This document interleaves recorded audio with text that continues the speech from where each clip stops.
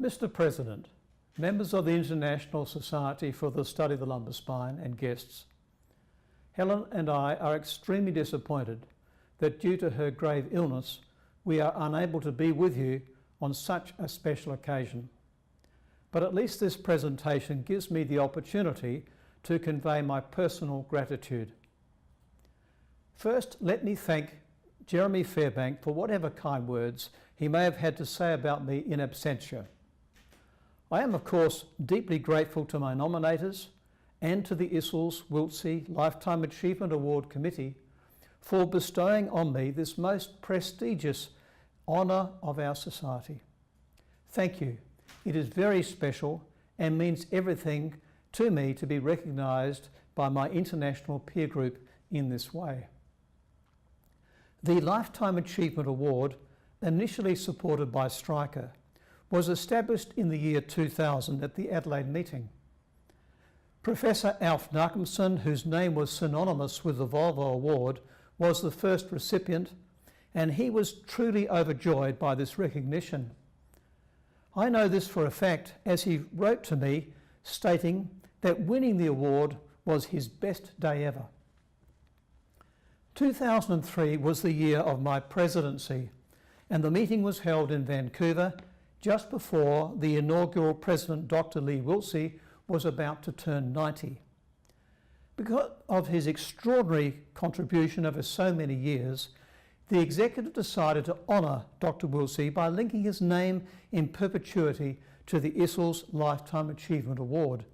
And this was announced at the banquet at the end of a speech I gave on Lee's life and career. There are many people who have had a significant influence on my career, and I have time only to mention a few.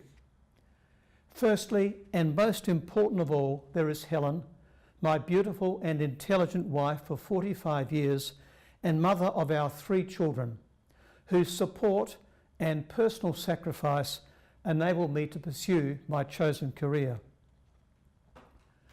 My initial foray into spinal research occurred in 1975 during my orthopaedic training when Sir Dennis Patterson, who was a superb teacher and administrator, encouraged me to collaborate with a neurosurgeon, Donald Simpson, to produce a paper on spinal tumours in children.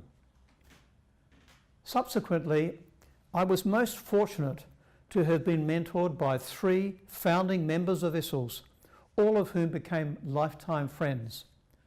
John O'Brien and Harry Crock, from whom I learnt a great deal about anterior lumbar surgery and the importance of collaboration, and John McCullough, who introduced me to chemonuclear lysis and encouraged and supported me in undertaking my first major research project, a double-blind randomised controlled trial on the use of chymopapane. However, my principal research collaborator was Barry Vernon Roberts, Professor of Pathology at the University of Adelaide and an undisputed authority on pathology of spinal disorders. It was my great fortune that Barry moved to Adelaide from London at about the same time that I set up practice in Adelaide. One of the truly great things about ISSLS is the friendship and generosity of spirit of its members. When I look back, I have had numerous messages of support and encouragement from ISSLS members throughout my career, something I was most grateful for. As I'm sure many of you have experienced, attending an ISSLS gathering is a great way to recharge the research batteries and generate enthusiasm for the next project. One of the most enjoyable aspects of my career has been the close association and friendship I developed with so many talented clinical and research fellows, many of whom have gone on to international prominence in their own right.